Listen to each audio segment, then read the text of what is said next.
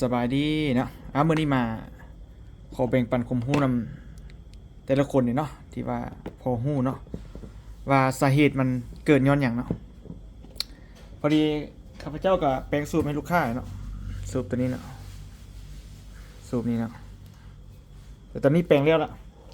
แล้วก่อนสิแล้วเนาะข้าพเจ้าได้เทสให้ลูกค้าเนาะอันนี้ก็ซื้อซ่อมของมันเนาะเทสลมเนาะ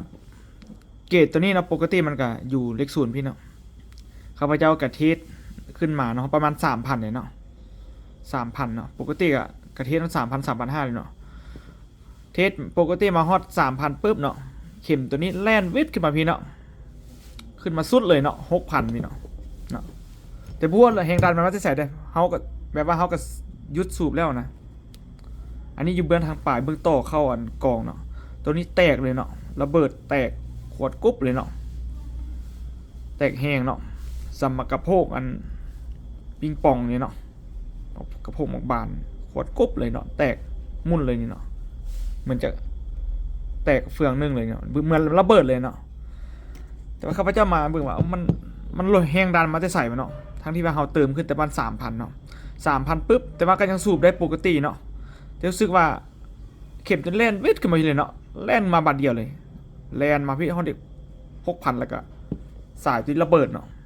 ระเบิดนะมันก็ลงมาฮอดอยู่ที่ซัมนี่เนาะบ่ลงตึมแล้วเนาะผู้ใดพอฮู้ว่าสาเหตุมันเกิดย้อนหยังนะเพราะว่าแปลงสูบมันนี่ก็หลายร้อยอันแล้วเนาะแต่เทศมาก็ยังบ่เคยพบปัญหาแบบนี้เนาะแต่ว่าระบบสูบอย่างปกติเลยแต่หลังจากนั้นข้าพเจ้าก็มาเปลี่ยนสายใหม่เนาะ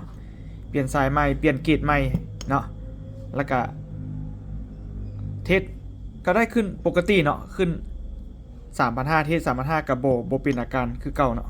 ก็บ่มีหยังแตกเนาะก็ใช้งานถือว่าใช้งานปกติเนาะอันนี้ก็คือเขาเปลี่ยนเกจใหม่แล้วเนาะตัวนี้เนาะแล้วก็สายสูบตัวใหม่ละเนาะลองเบิ่งเนาะลองเบิ่งว่าผู้ใดเคยพบปัญหานี้แล้วก็ลองแลกเปลี่ยนความรู้นำกันเบิ่งเนาะ